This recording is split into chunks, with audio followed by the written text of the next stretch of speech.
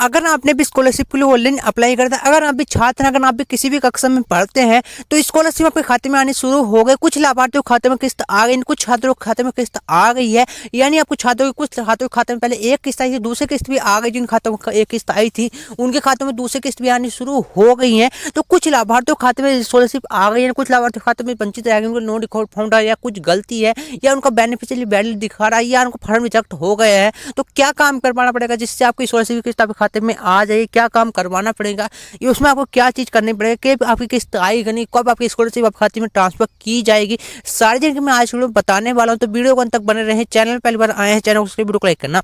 चलो वीडियो शुरू करते। तो अगर आपने भी स्कॉलरशिप के लिए ऑनलाइन अप्लाई करता है, अगर आप भी छात्र, अगर आप भी किसी भी कक्षा में पढ़ते हैं, बीएससी बीटेक डिप्लोमा डिग्री या 9th 10th फर्स्ट टेंथ, आप किसी भी कक्षा में पढ़ते हैं, अगर आपकी स्कॉलरशिप नहीं है तो स्कॉलरशिप आपकी कैसे आएगी, क्या काम करवाना पड़ेगा जिससे आपकी स्कॉलरशिप खाते में ट्रांसफर कर दी जाएगी।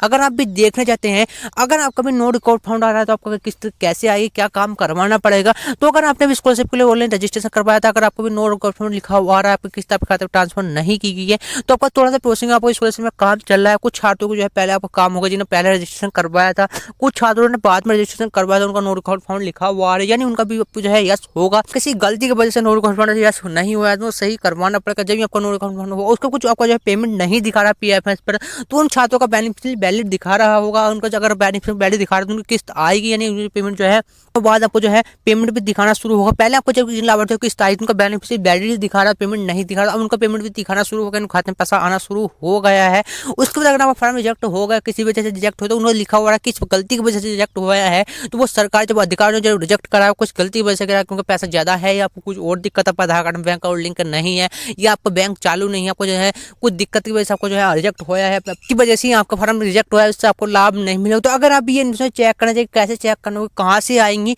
अगर आपको ये काम करना पड़ेगा, कब तक आपकी किस्त आपकी मार्च माह में ट्रांसफर कर जाएगा। जो जिन छात्रों की किस्त है वो मार्च माह में आ जाएगी, खाते में ट्रांसफर कर दी जाएगी। उसके अगर अभी चीज देखना चाहते हैं कहाँ से चेक करनी है, कैसे देखनी है, उसके लिए सोशल पीएफ अपने फोन में गूगल या क्रोम ब्राउज़र ओपन करना है, उसके बाद सर्च ऑप्शन में टाइप करना है पीएफएमएस। पीएफएमएस डालने के बाद आपको सर्च के ऑप्शन में क्लिक कर देना है। सर्च के ऑप्शन में क्लिक करने में जो सबसे ऊपर लिंक आता है पीएफएमएस नाइस, इनका पीएफएमएस का सिंपली आपको इसी के ऊपर क्लिक कर देना है। इसी के ऊपर क्लिक करना है, पीएफएमएस की जो ऑफिशियल साइट है, फंड ट्रांसफर जो ऑफिशियल साइट है, आप उस पर लॉगिन हो जाते हैं। इस साइट पर आने के बाद आपको यहाँ से नीचे इंस्टॉल करना है। नीचे इंस्टॉल करने में आपको इसी में ऑप्शन चमकता है पेमेंट स्टेटस में, आपको किनाव और पेमेंट का उसका डीबीटी स्टेटस ट्रैक का, तो जो भी आपका डीबीटी ट्रैक का ऑप्शन चमकता है तो आपको इसी के रेड मोड के ऑप्शन में क्लिक कर देना है। रेड मोड के ऑप्शन में क्लिक आपको डीबीटी बेनिफिशियरी पेमेंट डिटेल आप यहाँ से चेक कर सकते हो। उसको इसमें ऑप्शन का सिलेक्ट का, तो कैटेगरी का ऑप्शन आप इसमें ऑप्शन होता है एनी अदर ऐसे सिस्टम का, सिंपली आपको इसी के ऊपर क्लिक करना है। इसी के ऊपर क्लिक आपको डीबीटी को पेनी वैलिड और पेमेंट दिखा रहा है, पहले आपका बेनिफिशियरी दिखा, जिन लाभार्थियों को बेनिफिशियरी वैलिड दिखा रहा है, पेमेंट नहीं दिखा रहा है,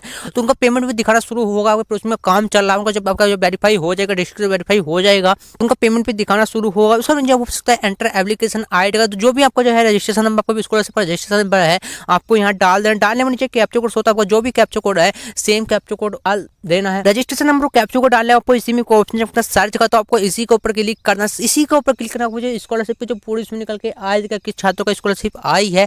सबसे पहले इसमें पेमेंट डिटेल में आपका नाम क्या है, आपका रजिस्ट्रेशन नंबर कौन सा है, बेनिफिशियरी स्कीम का कोड कौन सा है, आपको बैंक का नेम कौन सा है, बैंक का कोड कौन सा, आधार नंबर चार्ज कौन सा, कितनी स्कॉलरशिप आएगी, अगर आपका फॉर्म रिजेक्ट होया क्या हुआ है, वेरीफाई हुआ है, वो भी आपकी निकल के। अगर आपकी स्कॉलरशिप आई तो हम नीचे आपको कौन से खाते में, कौन से खाते में ट्रांसफर की, उसकी स्कीम डेट क्या है, उसकी जो पूरी इसमें निकल के आ जाती है। अपने भी स्कॉलरशिप के लिए ऑनलाइन अप्लाई करता, अगर आप भी देख लें तो तुम यहाँ से चेक कर सकते हो, पूरी से निकाल सकते हैं। अगर आपको यहाँ नो रिकॉर्ड फंड आ रहा है, स्कॉलरशिप नहीं दिखा रहा, किस वजह से स्कॉलरशिप नहीं दिखा रहा, क्या गलती उसमें क्या काम करवाना पड़ेगा। तो अभी आपको जो प्रोसेसिंग चल रही है, अधिकारी जो है प्रोसेसिंग कर रहे हैं, अगर आपको नो रिकॉर्ड जो है फंड में जो आपको पैसा बचा हुआ होगा तो आपको नो रिकॉर्ड आपके स्कॉलरशिप खाते में आएगा। अगर आपने नए लेट रजिस्ट्रेशन करवाया है या आपने जल्दी भी करवाया तो कुछ तकनीकी दिक्कत की वजह से आपको बाद में वेरीफाई होया होगा, तो उसकी वजह से फंड ट्रांसफर नहीं हुआ है, तो उसका नो रिकॉर्ड फंड या कुछ दिक्कत है जिसकी वजह से नो रिकॉर्ड फंड लिखा हुआ आ रहा है, तो कुछ दिक्कत है उसकी वजह से नो रिकॉर्ड फंड लिखा रहा है। अगर आपका जो है बेनिफिशियरी वैलिड दिखा रहा है तो बेनिफिशियरी पेमेंट आपके खाते में आएगा, पेमेंट पे दिखाएगा। उसके बाद अगर आपको जो है रिजेक्ट होगा तो रिजेक्ट किस वजह से, तो आपका आधार कार्ड में बैंक अकाउंट लिंक करने, आपका फंड ज्यादा आ रहा है, आपको जो है जब स्कूल से आपको रिन्यूअल करवाया तो वेरीफाई हो तो उन्होंने फंड ज्यादा लिखा हुआ आ रहा है, इसमें फीस ज्यादा डाली होगी, या आपको कुछ और वजह से आपका आधार कार्ड बैंक अकाउंट लिंक नहीं, आपको कुछ दिक्कत वजह से आपको जो रिजेक्ट हुआ है, इसी वजह से आपका जो है रिजेक्ट लिखा हुआ आ रहा है। और आपने भी स्कॉलरशिप के लिए ऑनलाइन अप्लाई कर दिया, स्कॉलरशिप की जो भी छात्र जिनकी भी स्कॉलरशिप आएगी वो मार्च में ट्रांसफर कर दिए, कुछ आपकी वेरीफाई हो रही है, कुछ ही की अभी छात्रों की स्कॉलरशिप आएगी। तो अगर आपने भी स्कॉलरशिप ऑनलाइन अप्लाई करा, सारी मैंने आज को बताई कैसे स्कॉलरशिप छात्रों की आएगी, क्या काम करना पड़ेगा, सारी मैंने आज को बता दिया। अगर आपको वीडियो पसंद है तो वीडियो को लाइक करना ना भूलें।